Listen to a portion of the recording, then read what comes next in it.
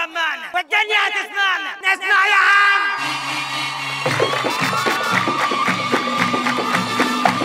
أنا سمعت نائب رئيس زيمبابوي بيتكلم عن المية، وأنا هنا فرصة إن أنا أشقائي في أفريقيا يسمعوني. والله مالك حق، أنا زعلان منك، أصل ده بيت إخوات أنا ماليش فيه والله العظيم.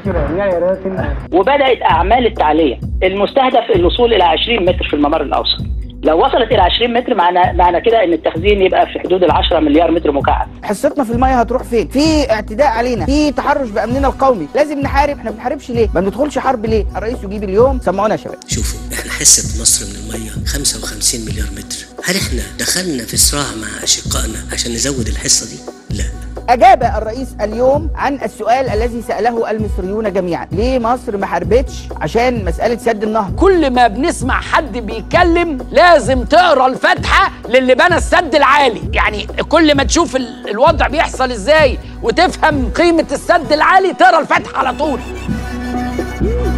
السد العالي هو ملحمة مصرية وهو باسم عبد الناصر. على فكرة عبد الناصر لم يفتتح السد العالي، يعني عبد الناصر مات قبل ما السد العالي يتفتح، اللي فتحه أنور السادات. كفاية بقى. ده خوفنا؟ لا.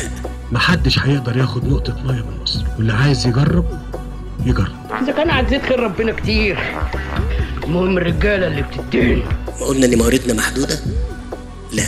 يا غرا انت قول كلام غير ده. مصر دخلت خلاص في الفقر المائي، واحنا متجهين الى فقر مائي مدقع. احنا دخلنا في حالة او مستوى الفقر المائي للإنسان. مصر النهاردة بالتعاريف الدولية هي دخلت في مرحلة ما يطلق عليه الفقر المائي، أو أنا آسف بالفعل احنا دخلنا في مرحلة الفقر المائي. مصر مصنفة ضمن الدول اللي بتعاني من الفقر المائي. تخطو مصر هذه الخطوات في مواجهة تحديات جمة ومركبة، كما أن مصر هي أكثر الدول جفافا في العالم بأقل معدل لهطول الأمطار بين سائر الدول. احنا مواردنا كلنا عارفين من مياه النيل 55 مليار، مع بعض الموارد الأخرى بتصل إلى 60-62. احنا بدأنا الدخول في حد الفقر. أكد وزير التنمية المحلية محمود شعراوي أن مصر دخلت مرحلة الفقر المائي.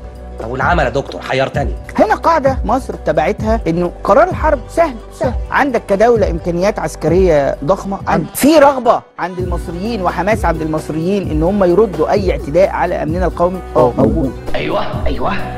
لكن الرئيس قال لك ايه؟ احنا هنا لم نذهب لصراع مع الاشقاء، لان احنا قررنا نستغل امكانياتنا كلها في ان احنا نعمل معالجات مياه.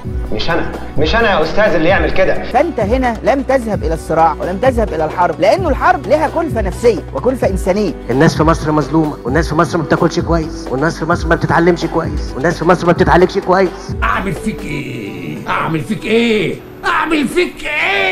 الأستاذ عباس شراقي، لما حضرتك يا فندم. اثيوبيا لو خزنت 10 مليار معنى ذلك ان اثيوبيا هتقطع المياه عن السودان مده لا تقل عن 40 يوم. يا نهار ابيض. المخزون الان انا حياتي بقت متفرتكه ومضروبه طلقتين 6 رخطه. هل سيشعر المواطن المصري بأثار ذلك يا فندم؟ لن يشعر بأثار ذلك، ولكن هنا مش معناها ان مفيش ضرر على مصر. لو السودان فرغ الكمية كما كان معتاد في السنوات السابقة وإثيوبيا خزنت 10 مليار على مدار 40 أو 45 يوم، يبقى كده النهر هيجف.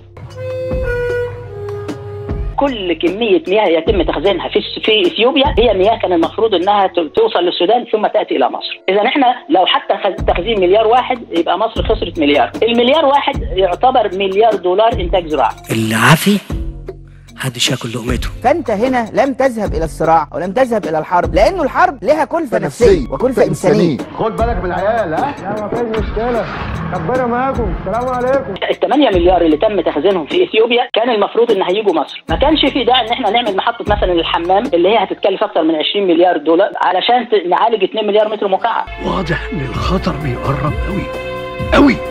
عرفت الدوله لما تضعف يحصل ايه؟ أنا شايف إنه لازم يكون عندنا حاجة ندافع بيها عن نفسنا إذا اضطرتنا الظروف. 5 المليار واحد يعتبر مليار دولار إنتاج زراعي.